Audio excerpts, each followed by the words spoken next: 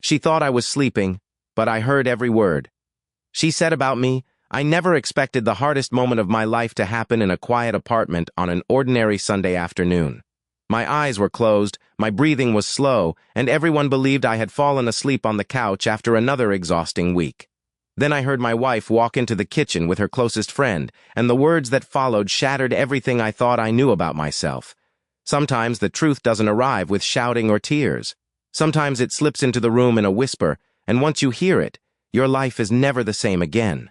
Before we continue, if you believe in kindness, hope, forgiveness, compassion, and second chances, please take a moment to like this video, share it with someone who needs encouragement, leave a thoughtful comment, and subscribe to the channel. Your support helps us continue sharing stories that remind us all that even broken hearts can heal. My name is Caleb Morrison, and this happened in a quiet neighborhood outside Nashville, Tennessee. My wife Hannah and I had been married for 8 years. From the outside, our life looked comfortable. We had a small home with a white porch, dependable jobs, and neighbors who waved every morning. But appearances can hide burdens that no one else sees. Over the previous year, my father had passed away, my company downsized, and I spent months trying to rebuild my career. Even after finding another job, I carried the weight of failure with me. I smiled less. I laughed almost never.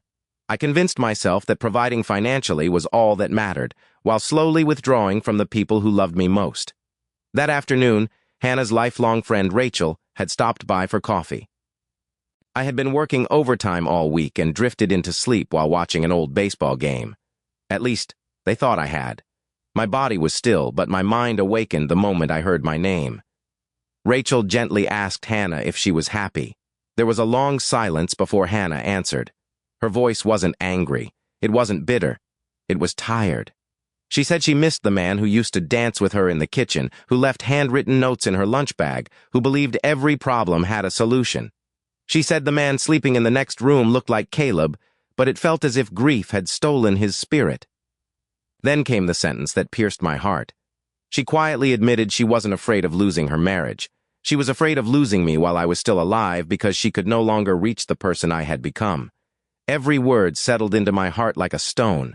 I wanted to jump up and defend myself, to explain how hard I had been trying, how exhausted I felt every day. But lying there, I realized something painful.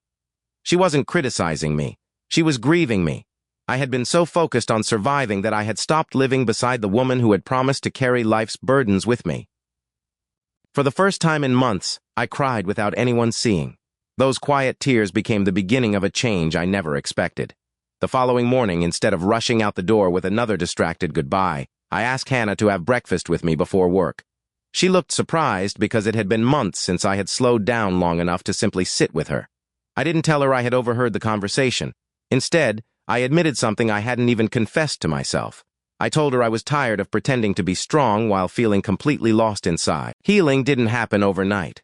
There were awkward conversations, counseling appointments, long evening walks, and moments when silence still filled the room.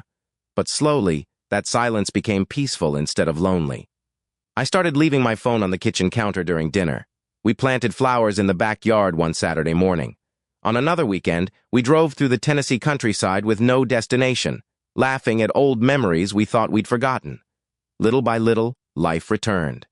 Months later, Hannah found one of the handwritten notes I had slipped into her purse before work. She smiled with tears in her eyes, and in that moment I understood something I had missed for years. Love is rarely rebuilt through grand speeches. It is restored through ordinary moments repeated faithfully until trust begins to bloom again. The greatest surprise came on our anniversary. Hannah handed me a small wooden frame containing a photograph of us from our first year of marriage. Beneath it, she had written, "Welcome home." I realized she wasn't celebrating the date we were married. She was celebrating the day my heart finally came back to the people who had never stopped waiting for it. Before we reach the end, I'd love to hear from you. Please leave a comment and tell us about a moment when someone's honest words changed your life. Your story may become the encouragement another viewer needs today.